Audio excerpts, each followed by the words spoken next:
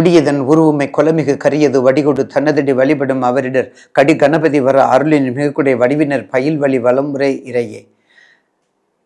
பந்த மகற்றும் அனந்தகுண புறப்பன் எவன்பால் உதிக்குமோ, எந்த உலகம் எவனிடத்தில் ஈன்றிருந்து கறக்குமோ, சந்தமறை ஆகமல் அனைத்தும் எவன்பால் தகவருமோ, அந்த இறையாம் கணபதியை அன்புகூர தொல்கின்றோம். வேத நாயகனே, மெய்ப்பொருளே, அல்லல் என்னும் மாசறு தாட்கொள்ளும் தெய்வமே,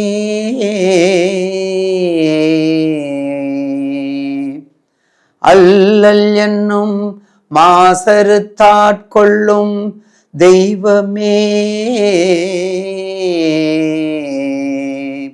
அண்ணலே ஐயனே என் அப்பனே,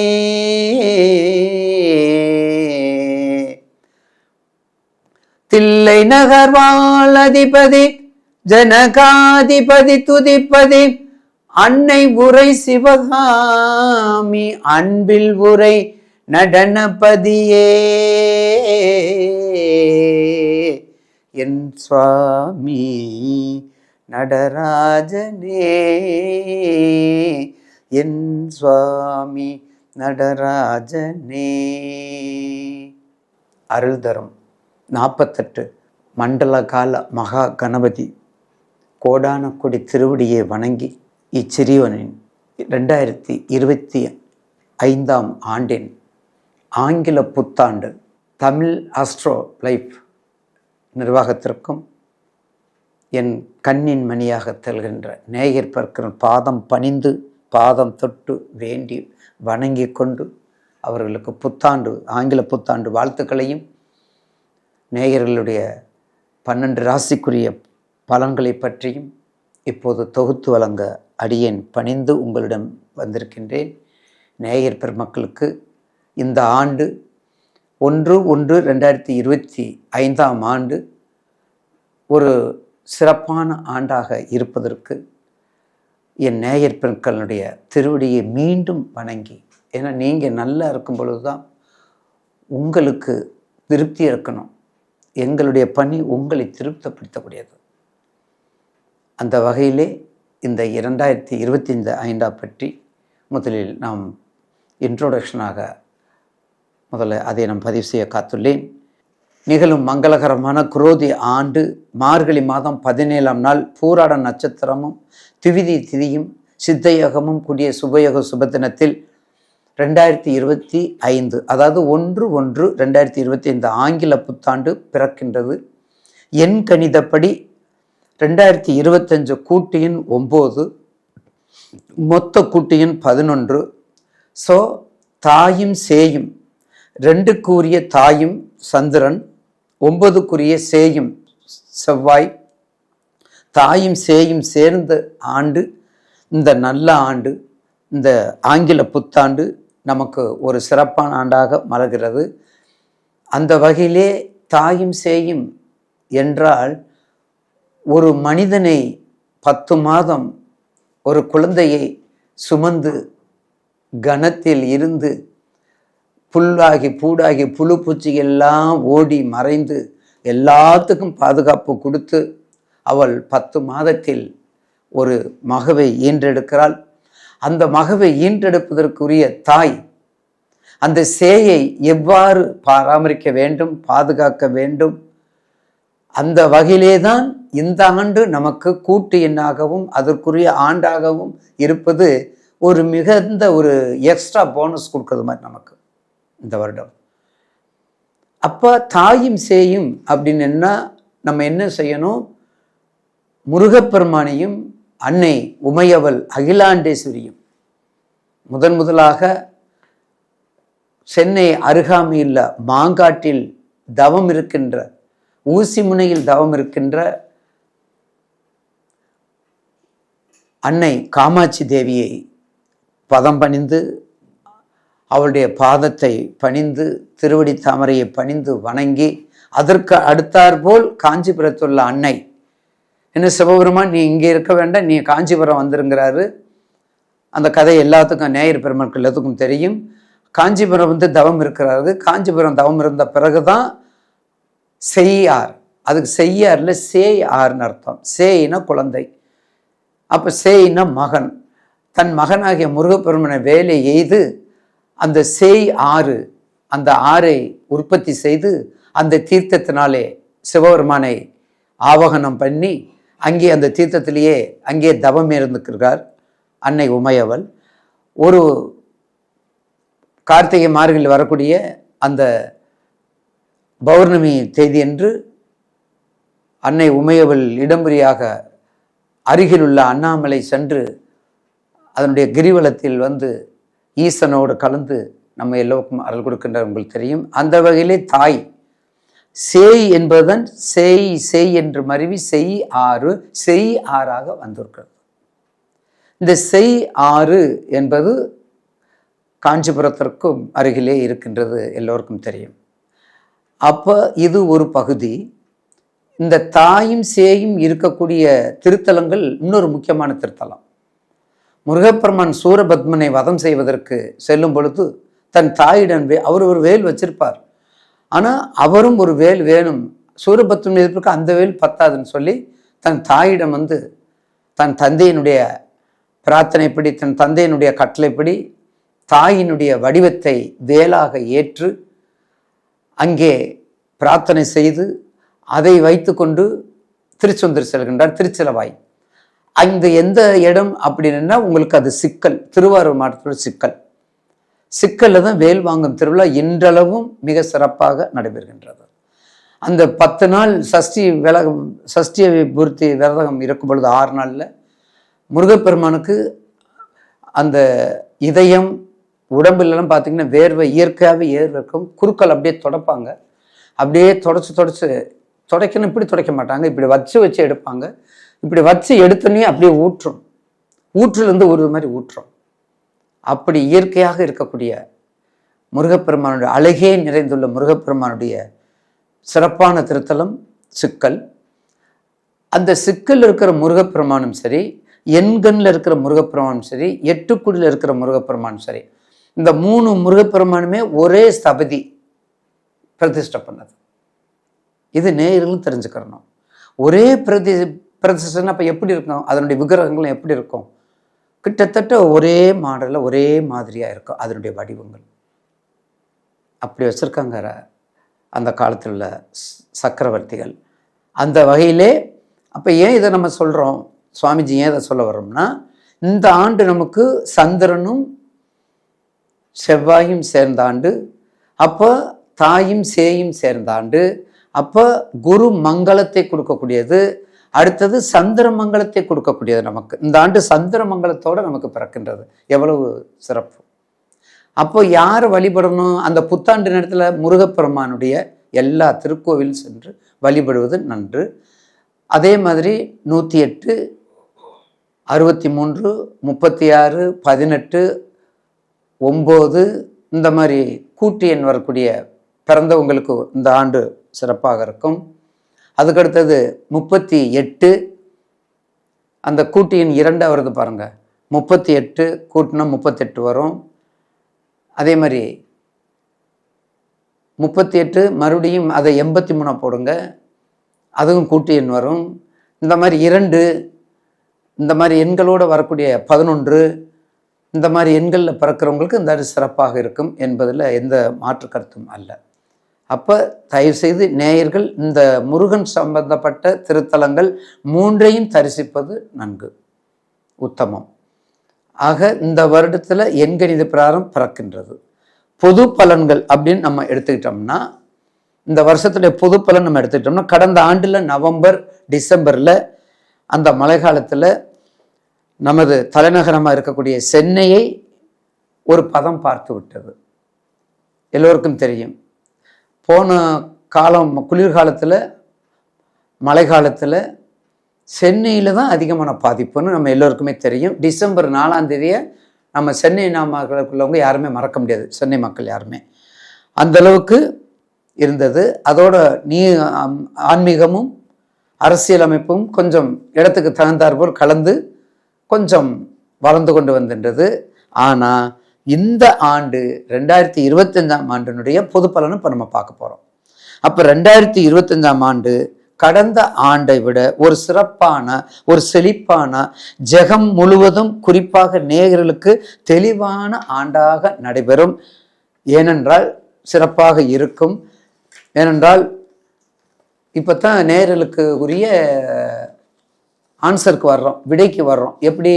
3 ராஜகிரகங்களின் பயிற்சி இந்த ஆண்டுக்கு, இந்த 2025 ஆண்டில் வரக்கூடிய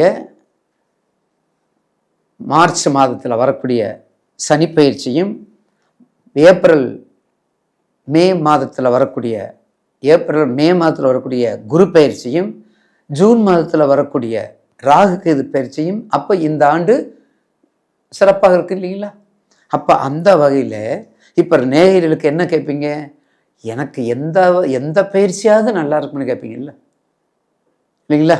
எனக்கு ஒரு பயிற்சியாவது நமக்கு கடனை தீர்க்காதா, வீடு வாங்காதா, வாகனம் கூடாதா, வழக்குகள் வண்டி தீராதா, குழந்தை பாக்கியம் குடும்ப பாக்கியம் நிறைவேறாதா, அரசியல் எந்த கட்சியில் சேர்வது, எந்த கட்சியில் பிரிவது, இந்த புத்தாண்டு நமக்கெல்லாம் என்ன செய்யும் என்று நேயர் எதிர்பார்ப்பு மிக மிக அதிகம்.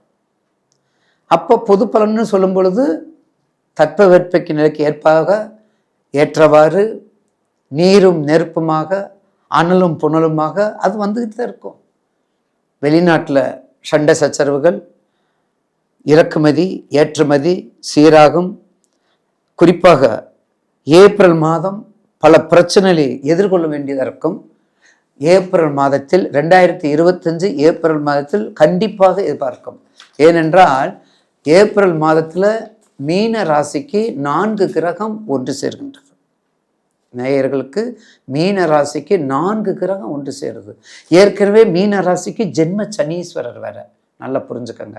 அதனால இந்த ஆண்டில் யாருக்கு பொதுவாக கவனமாக இருக்கணும்? முதல்ல அது நல்லது சொல்கிறத, கெட்டது சொல்கிறது நல்லது. மீன ராசிக்காரங்கள் ஏப்ரல் மார்ச் ஏப்ரலில் மிக மிக மிக கவனம். அடுத்த மாதம் 30 வருஷம், அதுக்கடுத்து அடுத்த மாதம் அடுத்த கிரகம் சேர்க்கைக்கு போயிடும். அந்த மார்ச் ஏப்ரலில் கவனமாக இருக்கணும். அடுத்தது மீனத்தில் இருக்கிறது 4 கோள்கள் சஞ்சாரம் செய்யும்போது கண்டிப்பாக மீன ராசி, அந்த சைத்தில் கடக ராசிக்காரங்களுக்கு யோகாதிபதியாக இருக்கக்கூடிய செவ்வாய் கொஞ்சம் நீச்சத்தில் இருக்கார். செவ்வாய் நீச்சத்தில் இருக்கிற ஒன்றும் இல்லை. என்னை பொறுத்தவரை செவ்வாய் நீச்சத்தில் இருக்கிறது நீசப்பங்க ராஜ யோகமாக தான் அதை நான் சொல்லுவேன். அப்போ கண்டிப்பாக கொஞ்சம் நீச்சம்னாலே என்ன அர்த்தம்? செவ்வாயில் தானே நீச்சம். அவர் மகரத்தில் நீச்சம் இல்லை, அவர் கும்பத்தில் நீச்சம் இல்லை, அவருடைய வீட்டிலே இருக்கார். அவருடைய யோகாதிபதி வீட்டிலே அவருக்கு உரிய வீட்டில் இருக்குன்னா அது ஒரு சுமைதாங்கியாக இருக்காது. விஞ்ஞானமும் விஞ்ஞானமும் நன்றாக வளர்ச்சியை பெறும். வர்த்தகங்கள் வியாபாரத்திற்கு ஏற்ப மாறுபடும்.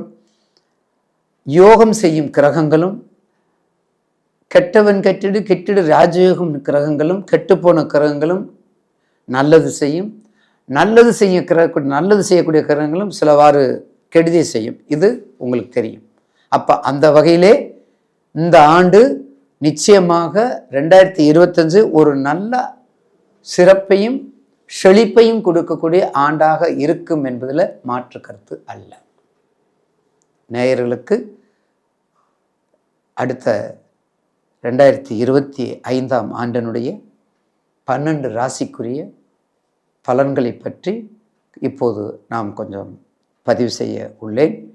தாங்களுடைய நேயர்கள் குறிப்பாக இது எல்லாமே பொது பலன்களில் சேரும். நீங்கள் உங்கள் ஜனன ஜாதகத்தை எடுத்துக்கொண்டு, ஏன்னா நான் அதை முதல்ல இன்ட்ரோடக்ஷனில் கொடுத்துருவேன்.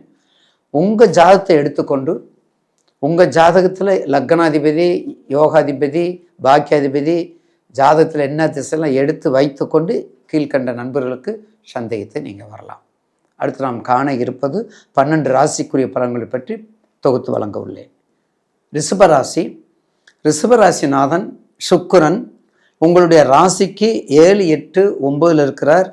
நிச்சயமாக இந்த ஆண்டு ரிஷபராசி நேயர்களுக்கு மிக உன்னதமான ஆண்டு, மிக உயர்வான ஆண்டு, மிக சிறப்பான ஆண்டு, மிக எல்லா செல்வத்தையும் கொடுக்கக்கூடிய ஆண்டு, மிக மிக மிக 12 ராசிகளில் முதலாவதாக செல்வத்தை கொடுக்கக்கூடியது, சீரை கொடுக்கக்கூடியது, உயர்வை கொடுக்கக்கூடியது ரிஷபராசி தான். போதுமா? இதை விட நேர்களுக்கு நீ என்ன வேணும்? எல்லா யூடியூப்லையும் பார்த்துருப்பீங்க, எல்லா ஃபேஸ்புக்லையும் பார்த்துருப்பீங்க, எல்லாம் சொல்லுவாங்க. சுவாமிக்கு தெரிஞ்சதையும் சொல்லிடுறேன். அப்போ முதலாவது ராசியாக 12 ராசியில் இருப்பது ரிஷபராசி. ஏன்? அவ்வளவு கஷ்டம், அவ்வளவு துன்பம், அவ்வளவு துயரம். ஏற்கனவே குரு இருக்கிறார், கடந்த மே மாதத்துலேருந்து குரு இருக்கிறாரு. குரு இருந்தாலும் இப்போது என்ன, இப்போ உங்களுக்கு வரக்கூடிய இந்த ஆண்டில், இப்போ மட்டும் இல்லை, 33 சனி பயிற்சி வரும்போது மிக செல்வத்தை கொடுக்கும். அடுத்த குரு பயிற்சியும் உங்களுக்கு கொடுக்கும். ராகுக்கு எதுவும் சொல்ல வேண்டாம். அதனால தான் 3 ராஜ கிரகத்தினுடைய பயிற்சி ஃபர்ஸ்ட் ரேங்கில் இருக்கிறது ரிஷபராசி. உடனே நீங்கள் பாட்டுக்கு குதிச்சிடக்கூடாது, உங்கள் தசாபுத்தியை பார்க்கணும். ரிஷபராசிக்கு சுக்கிர திசையில் சூரிய புத்தி ஆகாது. ரிஷபராசிக்கு சூரிய திசையில் சுக்கிர புத்தி, ராசிநாதன் தானே, ஆகாது. அதே மாதிரி சுக்கிர திசையில் சூரிய புத்தி ஆகாது. இதை கவனமாக வைத்துக்கொள்ளுங்க. அப்போ இந்த ஆண்டு உங்கள் ராசிக்கு தர்ம கர்மாதிபதி யோகம். தர்ம கர்மாதிபதி யோகம் உங்களுக்கு தாங்க. காலபுருஷன் தத்துவப்படி ரிஷபராசிக்கு தான் தர்ம கர்மாதிபதி யோகமே இருக்குது. அது மட்டும் யோகம் இல்லை, உங்களுக்கு 10ஆம் இடத்துல இருக்கக்கூடிய பாக்கியாதிபதியாக இருக்கக்கூடிய தொழிலுக்கு உரிய ஜீவனாதிபதி சனீஸ்வரர் யாரு? உங்களுக்கு உரியவர். அப்போ அவரும் உங்களுக்கு ஆட்சி பெற்றிருக்காரு. இப்போ அவர் லைன் கிளியர் ஆயிடுச்சார், வக்கரத்துலேருந்து வந்துட்டார், 140 நாள்லேருந்து வந்துட்டார். மறுபடியும் கும்பத்தில் காலரை தூக்கி விட்டு ரெடியாக இருக்காரு. எதுக்கு?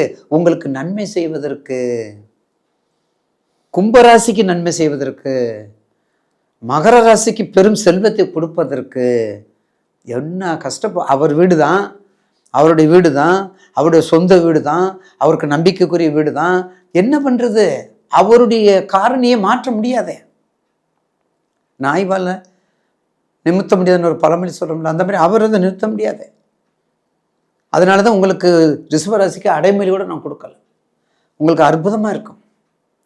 எல்லா வகையிலும் சிறப்பாக கொடுக்கும். எல்லா ராஜகிரகங்களும் உங்களுக்கு சிறப்பாக கொடுக்குற எல்லா ராஜகிரக பயிற்சியும் உங்களுக்கு தாங்க முக்கியத்துவம். சார் இந்த ஒரு வருஷம் தானே, ராகு திசையில் சுக்கிர புத்தி, ராகு திசையில் புதன் புத்தி, புதன் திசையில் ராகு புத்தி, மகர ராகுவாக இருக்கணும், லக்னம் மிதுன ராசியாக இருக்கணும். அள்ளி குடும்பிச்சிருவீங்க. நீங்கள் என்ன செய்ய போதும்? உங்களுக்கு ரிஷபராசிக்காரங்களுக்கு என்ன செய்ய போதும்? வெளிநாடு, வெளி மாநிலம், உலக வாழ்க்கை, ஐடி கம்பெனி, ஜவுளித்துறை, உயர் ஜவுளி, ஸ்வீட்ஸு, பேக்கரி, அழகான வண்டி.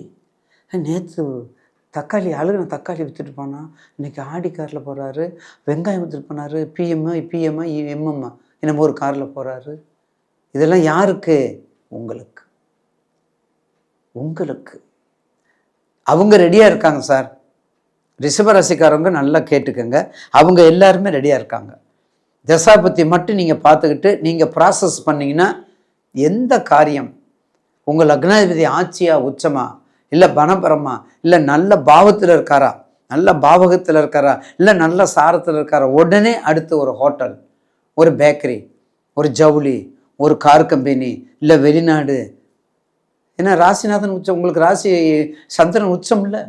மிருகசீரிசுக்குரியவரும் சாரம் வாங்கி உச்சம் பெறாரு சந்திரன், ரோகிணிலையும் உச்சம் பெறாரு, கிருத்திகையில் உச்சம் பெறாரு.